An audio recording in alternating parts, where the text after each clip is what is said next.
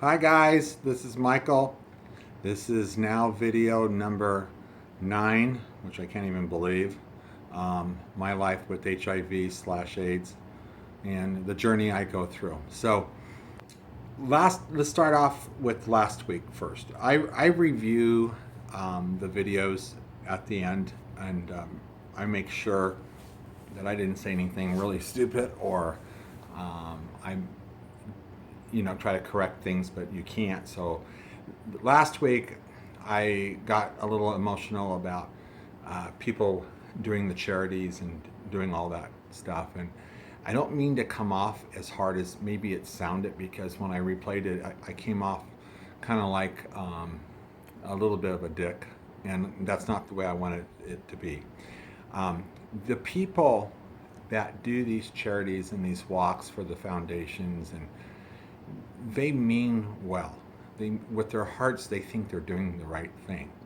Like I said, I used to do an Alzheimer's walk once a year until I figured out the system and how it really worked and where your money really went. So I I understand the purpose and sometimes the need to try to help people, and it's a wonderful thing that you do want to help them. But sometimes the message I was trying to get across, I still stick with. I just, the way I said it, maybe offended some people. But I want you to, again, think about it, because you think you're doing good for the person who has the disease, the cancer, or the HIV, or the AIDS, or multiple sclerosis, or Alzheimer's disease, or so many others, leukemia. You know, there are so many things that the money could help people with, but you won't find one resource teaching people the nutrition value of once you have a disease. So you won't find that. And then, so if you're giving to a charity, you have no clue where that money's going. And I can tell you for a fact, the money's not going to AIDS victims, and not victims, AIDS people, and HIV. It's not going there. I can tell you that. It never went to the Alzheimer's. They don't teach you anything about the disease. All the doctors and the hospitals want you to do is take the meds. They push the medications. When I was involved with the AIDS Foundation, they used to give me all kinds of stuff. They used to give me basically anything I wanted, but it was never anything to help me get better. It helped me maintain. It helped me move along. Mobility scooters, walkers, canes, toilet seats, that people that can't have a hard time, shower chairs. They would bring boxes of food to me, which was all bad food. It was all canned stuff. With each can, I would look at the sodium on the back of them, and some of them were, God, 780 up to 1,100 grams of sodium, and everything that they used to bring me. If I would have ate that, would have made me worse. So again, the money's not going to the right place. So just think twice. I know people want to help, but you're not helping by giving it to certain people. It's almost like you see a homeless person sitting on the corner. Of course your heart goes out, and of course you want to help that person, but you don't really know their story, do you? I mean, there's all kinds of theories on what happens with some of the homeless, and some people report that they actually, when they leave their site, they actually get into like a Mercedes or a BMW and drive off, and they can make $300, $400, $500 a day cash, tax free, just sitting there, and that money you think is going to help them, but it's not.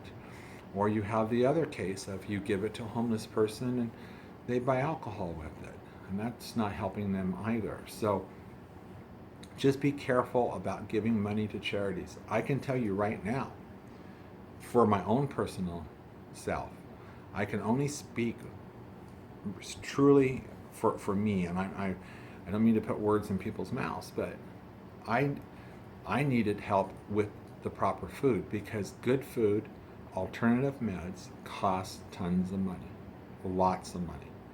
And I have my ways and my means at this point of getting that done. But that's been my hardest struggle, is to pay for the type of food I have to eat to stay as vibrant and as good as I am and doing fantastic. So let's move on to that. Speaking of good foods again, let's stay with the nutrition for a minute. We'll start with this. Organic raw honey. This stuff, I'm going to leave it up here for a minute. It doesn't have to be this exact brand, but this brand is really good. First of all, honey is the only food that doesn't have an expiration date. So that's got to say something in itself, okay? This honey is absolutely delicious.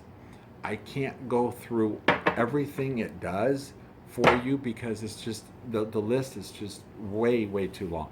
But if you Google our raw organic honey and the health benefits in general, or if you do have a disease, I'm just going to use HIV.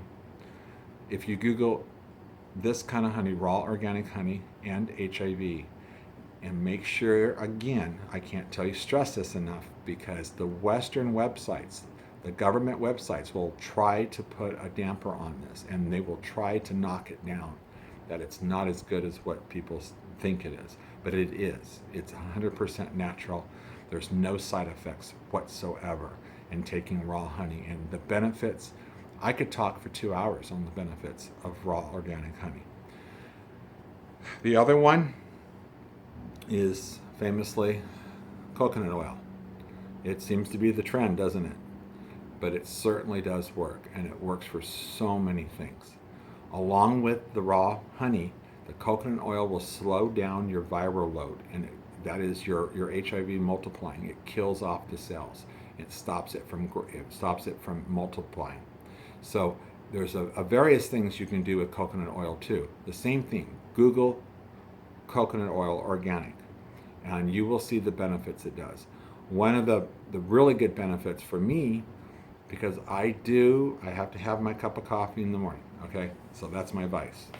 And 1 cup of coffee, again, moderation is not going to hurt you, but it does stain your teeth. So I use coconut oil mixed with baking soda, mix it together as a paste, and I brush my teeth with it every morning, and my tongue, because coconut oil and baking soda together is better than a mouthwash, because all your bacteria and everything, I know this might be kind of gross, but all your bacteria is here on your tongue. And so you gotta brush that every morning, and without gagging, because trust me, you will gag. If you're doing it right, you will gag. It's kind of funny, but do it. Just try it.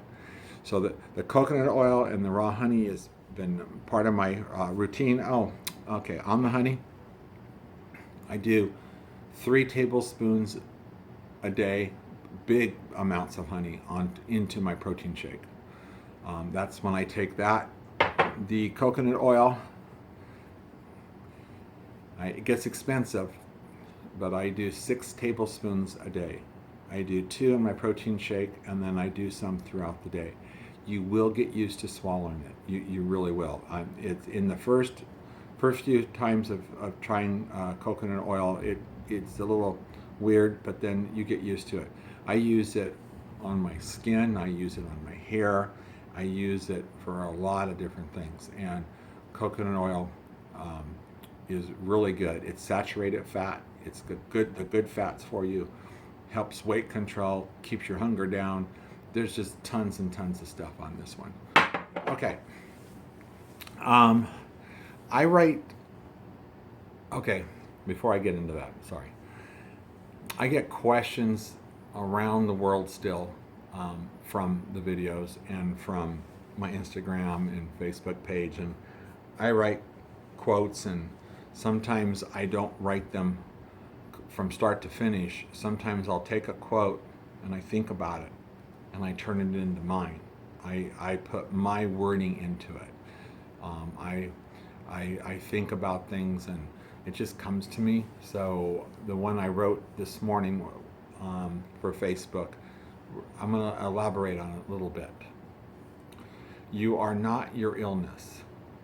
You have an individual story to tell. You have a name, a history, a personality.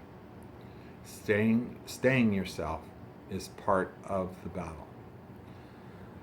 This is so true. I tried my best not to be my illness because I'm not. But on the other hand, everything I do is about my illness and taking care of myself. It's made me aware. It's made me a better person. Again, we've been through this before on another video. I'm not happy I have this disease at all, but I embrace it. I just go at it full steam. There's no stopping me with this. This is my life. This is the rest of my life. So you don't want to be your illness. And let me explain that to you. There's nothing worse than going over someone's house or going out to dinner with your friends or being in a group of people and everybody knows what you have, and then they come up to you and they want to talk about what you have, and then the conversation's all about your disease. How fucking boring is that? I don't want that kind of attention. Yes, I'm doing the YouTube videos telling the world what I have, but I'm doing it to help people fight this, and it's a lot of mental fighting too. It's not just eating, it's not just the disease itself, it's mental. It's mind over matter, like I've said 1,000 times.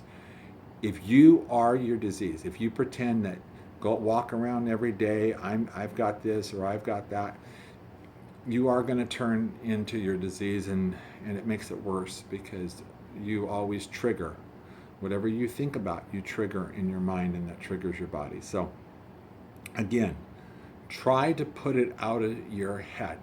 That's why I put, you are not your illness, no matter what it is. You can't deny that you have it either. Just respect it. Respect whatever you have, because if you respect the disease and move forward and fight it and do the things you know you need to do, everyone knows what they need to do. Doing it is another thing, though. The other thing is staying yourself through this battle. That's hard. That's hard to do. It is. But that's a goal. It's a goal for me. But I'm not myself anymore. And I totally admit that. I have gone through many periods of self-love and loneliness, and exploring my mind and exploring the things I used to like, and just the solitary of being alone makes you think about things, and for me it's worked out. For some people it doesn't. Some people kill themselves over certain diseases. Suicide rate is very high with HIV/AIDS because some people feel there's no happy ending. But anyway, you can't. You've got to try to be yourself, but with an open mind, because being yourself will get you through most of it. It will, but you always have to be aware. I'm different in the fact that when people ask me to go places, it's really hard to sit down in a group of people and watch them all drink and have fun. And I can have fun without drinking now, but people seem to think that I need to drink to have fun, and that's not true, because I have a blast no matter where I go now, because I'm fighting this disease, and there's nothing more important in my life than doing that. So staying yourself and trying to be the person you were before will actually help you fight the disease. It really will. You will look forward to going out with people if you can get yourself in the right state of mind. And if someone asks you stuff and starts talking to you about stuff, just tell them, you know what, I'd rather not talk about it right now. I just would rather not talk about it. That's all I can really say about that. Um, the getting back to the nutrition real quick, I'm disturbed at the way the doctors are, and I'm not blaming nurses or anything at all because they want to help. What I'm just so mad at the lack of education that they give you, and it's such a business to them. It's such a huge business, and again, not all doctors, not all, but there are a lot, and it's sad because these for the major diseases, they don't want you dead. When you're dead, they don't make any money off of you. They don't want you completely well either because they don't make any money off of you. They want to maintain you.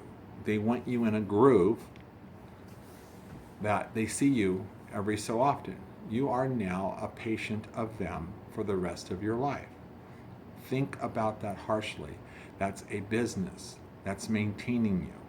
So now you come back and you go to the labs, and then you have your blood tested, and then they do all these tests, and then you go back every 2 months, and then you get new prescriptions, and it's just one big fucking circle of crap is what it is.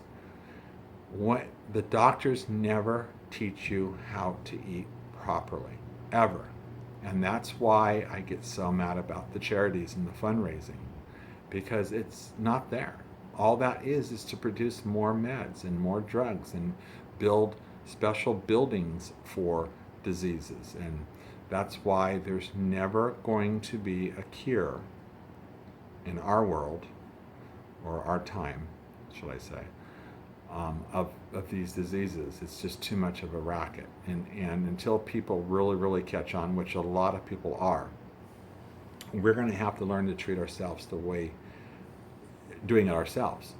And that's how I've done it. Because if no one's going to take care of me, I'm not going to just lay on the couch and surrender like I've said before. Fuck that, and fuck them for even suggesting I do that. And that's exactly what they wanted me to do. They wanted to put me in a home. There's been 2 times now that they've asked me to go into a home. Can you see me in a home? Can you picture that? Seriously, with a community TV of 5 or 6 people who all have AIDS, and it's probably all men, and they're all whiners, and they all feel sorry for themselves, and there I would be, and then they would feed you fucking crap food and just keep you breathing and keep you drooling and keep you needy. I wouldn't last. I would break out. I'd rather walk the streets than be in a home like that. But that's me. There's people that want to do that, and that's fine. That's, you know, if people really want to end their lives, that's a sure way of doing it, of going down slowly and going down all the way, is just to give in to the system. It's one thing I will never fucking do, is give in to the system. I'm going to fight this like fucking hell. And I am enjoying every bit of it because it's working. It's working. Okay? I haven't had this much energy in years. I haven't felt this good in years. And I'm going to be 61 years old in September. And without my spinal cord disease, the HIV vascular myelopathy that we talked about in video number 2, if I didn't have that, I'd be absolutely fine. Of course, I still have the disease, but I've put myself into remission. I've done it. Nobody else has done it. And you can do the same thing. You really can. But it's not easy. You just don't snap your fingers or do like Bewitched and wiggle your nose. That's not how it's going to happen. It's going to happen with some soul searching, some hard-ass decisions on how you're going to live. I had to give up a lot. And it was hard in the beginning. Trust me, it was really hard. But once you see how it's working and once you see how you feel, you don't care anymore. I don't care anymore. I feel that good, okay? So anyway, you guys, I get a lot of text messages. I get a lot of private messages on Facebook. I get direct messages on Instagram. I have people reaching out to me all the time for the strength I show. But the strength has to come from inside of you, okay? I really can't. That's the desire. That's the desire to live. That's the desire to fight. And I can't think of my kids without getting a little emotional. But they are my desire. Damn it, sorry. They are why I am the way I am. Because I want them to see, I want them to witness with their eyes what I'm doing. Because if they witness this, then they can be strong someday themselves. And I know they are. But people, we're all going to die. We're all going to die of something. Okay, nobody lives forever. And diseases are always going to be here. It's a fantasy world if you think diseases are going to be cured. You're in a fantasy world, people. They're not going to be cured. It's not going to happen. So, anyway, all right. Oh my God, and my dogs didn't make a cameo in this video. Anyway, thank you again for listening to me ramble. I'm just trying to help, like you guys know. I enjoy doing this. I have a lot of support. I know it makes me happy that I can wake people up. It makes me happy about that. So, peace, love you guys. Stay cool, stay happy. Have fun in your life. I keep saying that, but have fun. That's the best medicine in the whole world. Love you guys. Bye-bye.